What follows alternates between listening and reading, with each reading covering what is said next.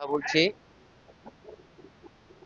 সাবেক ১০ নম্বর ওয়ার্ডের সভাপতি এবং বর্তমানে বাংলাদেশ জাতীয়তাবাদী দল বিএনপির অন্যতম যুগ্ম আহ্বায়ক আলমগীর হোসেন ভুট্টু ভাইয়ের সাথে। ভুট্টু ভাই, আপনারা তো এই ১৪ আসনে সানজিদা ইসলাম তুলিয়াপার জন্য নির্বাচনের কাজ করছেন, ডোর টু ডোর যাচ্ছেন। তো আপনারা যে এ পর্যন্ত যে কাজ করছেন, আপনাদের অগ্রগতিটা কতটুকু এবং আপনারা কতটুকু আশাবাদী? আপনারা জানেন আমাদের মিরপুরটাই বিএনপির ঘাঁটি। এখানে আমাদের সুষ্ঠু নির্বাচন হলে আমাদের বিএনপি বারবার এখান থেকে বিজয় হয়েছে। স্বাধীনের পর থেকে আমাদের বিএনপির এখানে এমপি হলে যেহেতু আমাদের বিএনপির ঘাঁটি মিরপুর, বিপুল ভোটে বিজয় হব নিশ্চিত করে বলতে পারি। ধন্যবাদ ভাইয়া। আরেকটা প্রশ্ন আপনার কাছে। আমরা দেখতেছি যে বিগত দিনে আপনাদের আপনাদের বিরোধী পার্টি যারা, তারা একটা জিনিস বলতেছে যে তুলি আপা আমাদের এখানকার লোক না। তুলি আপা চলে আসছে অন্য জায়গা থেকে, তেজগাঁ থেকে। ওনারা এই সমস্ত কথা বলে তারা প্রচারণা করতেছে যে দুঃসময় তাকে কাছে পাবে না। এখন এই উদ্দেশ্যে আপনি কি বলতে চাচ্ছেন?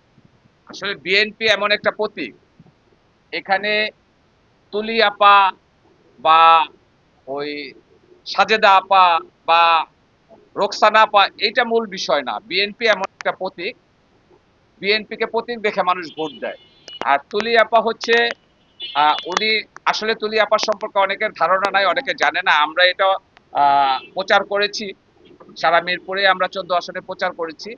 উনি দীর্ঘ 13 বছর আন্দোলন সংগ্রাম ছিলেন এবং সে 13 বছর এই আন্দোলন সংগ্রামে কাজ করেছেন। ওনার একটা সংগঠন আছে, মায়ের ডাকের সংগঠন। এই সংগঠনের সাথে উনি কাজ করেছেন। এই সংগঠনের সমন্বয়ক তুলি আপা। আপনারা জানেন বাংলাদেশে যত গুম খুন হয়েছে, এই গুম খুন নিয়ে তিনি দীর্ঘদিন কাজ করেছেন।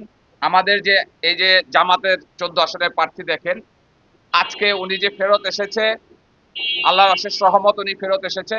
কিন্তু এইটার সিংহভাগ দাবিদার এই আমাদের সানজিদা ইসলাম তুলি আপা। এই মায়ের ডাকের আন্দোলন থেকেই শাসক শেখ হাসিনা তাকে ফেরত দিতে বাধ্য হয়েছে, তার আন্দোলনের মুখে তাকে ফেরত দিতে বাধ্য হয়েছে। অতএব তুলি আপা সম্পর্কে যারা জানবেন, উনি অত্যন্ত সুশীল, ভদ্র এবং মানুষের সাথে সুন্দরভাবে সহজেই মিশতে পারেন এবং সুন্দর ভাষাভাষীর একজন ভদ্র মহিলা।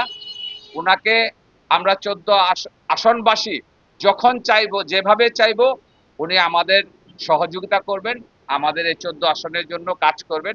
এটা আমি বিশ্বাস করি এবং বিশ্বাস করতে চাই। ধন্যবাদ ভাই আপনাকে।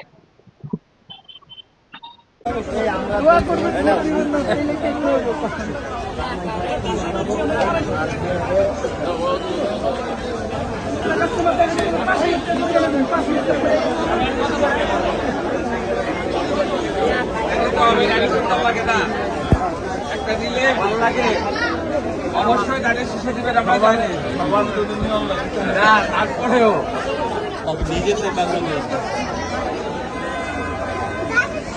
হ্যাঁ